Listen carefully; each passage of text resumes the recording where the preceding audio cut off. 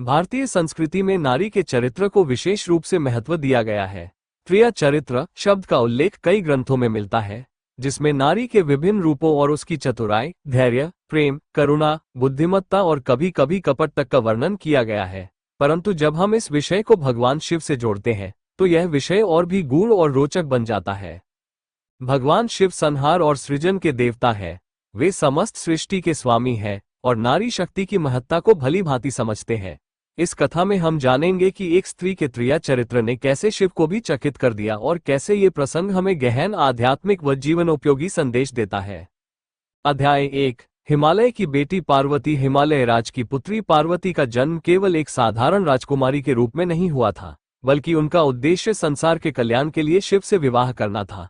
परंतु शिव अत्यंत विरक्त, ध्यानमग्न और सांसारिक मोह से परे थे। पार्वती जी को अपने पिता के राजमहल में सुख सुविधाएं प्राप्त थी, किंतु उनका मन हमेशा कैलाशपति शिव में ही रमता था। उन्होंने अपनी सखियों से कहा, यदि मुझे संसार में किसी से प्रेम हो सकता है तो वह केवल महादेव है। मैं उन्हीं से विवाह करूंगी, चाहे इसके लिए कितनी भी कठिन तपस्या क्यों न करनी पड़े। परंतु भगवान शिव को प्रसन्न करना इतना सरल नहीं था। उन्होंने पार्वती जी की भक्ति की परीक्षा लेने के लिए कई रूप धारण किए। इस प्रकार स्त्रिया चरित्र की परीक्षा प्रारंभ हुई। अध्याय 2। स्त्रिया चरित्र की प्रथम परीक्षा। जब माता पार्वती घोर तपस्या कर रही थी, तब भगवान शिव ने एक ब्राह्मण का रूप धारण कर उनसे कहा, हे सुंदरी, तुम किसके लिए ये कठिन तपस्या कर रही हो? पार्वती जी ने उत्तर दिया, मैं भगवान शिव को अपने पति के रूप में प्राप्त करना चाहती हूँ।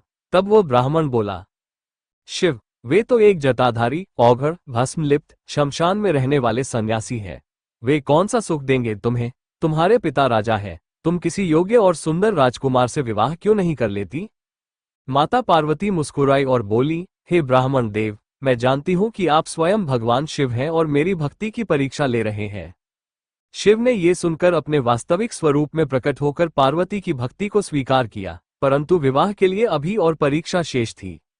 अध्याय 3। शिव पार्वती विवाह और स्त्री की युक्ति। शिव और पार्वती के विवाह का आयोजन हुआ, परंतु शिव बारात में भूत प्रेतों को लेकर पहुंचे, जिससे हिमालय राज और उनकी पत्नी मेनका अत्यंत व्याकुल हो गई।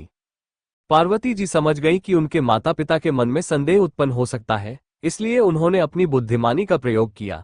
उन्होंने शिव से विनती की कि वे अपने दिव्य रूप में प्रकट हों। शिव मुस्कुराए और अपनी माया से स्वयं को स्वर्णाभूषणों से अलंकृत कर लिया। ये देखकर सभी प्रसन्न हुए और विवाह संपन्न हुआ।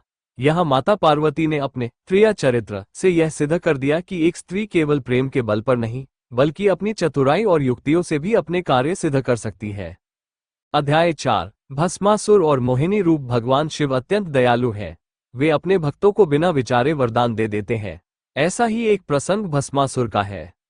भस्मासुर ने घोर तपस्या कर शिव से यह वरदान प्राप्त कर लिया कि वो जिसके सिर पर हाथ रखेगा वो भस्म हो जाएगा, परंतु यह वरदान पाकर वो स्वयं शिव को ही भस्म करने दौड़ पड़ा।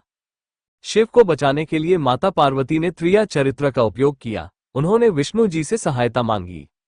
विष्णु जी ने मोहिनी रूप धारण किया और भस्मासुर को अपने सौंदर्य से मोहित कर दिया। मोहिनी को देखकर भस्मासुर मंत्रमुग्ध हो गया और जब मोहिनी ने नृत्य करना शुरू किया तो वह भी उनकी नकल करने लगा।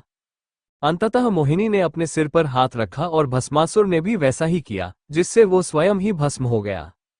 यहाँ भी यह सिद्ध हुआ कि शक्ति और बुद्धि से बड़ी समस्या का समाधान किया जा सकता है। अध्याय 5। शिव और शक्ति। स्त्री की महानता। स्त्रिया चरित्र केवल छल कपट का प्रतीक नहीं है, बल्कि यह स्त्री की बुद्धिमत्ता और विवेक का प्रतीक है। भगवान शिव स्वयं माता पार्वती से कहते हैं, हे देवी, तुम केवल मेरी पत्नी ही नहीं, बल्कि मेरी शक्ति भी हो। बिना तुम्हारे मैं अधूरा हूँ। भगवान शिव के बिना माता पार्वती केवल शक्ति होती और शक्ति के बिना शिव केवल शव। यही कारण है कि शिव ने हमेशा शक्ति को सर्वोपरि माना। अध्याय 6। आधुनिक संदर्भ में स्त्रिया चरित्र। ये कथा केवल पुराणों तक सीमित नहीं है, बल्कि आज के युग में भी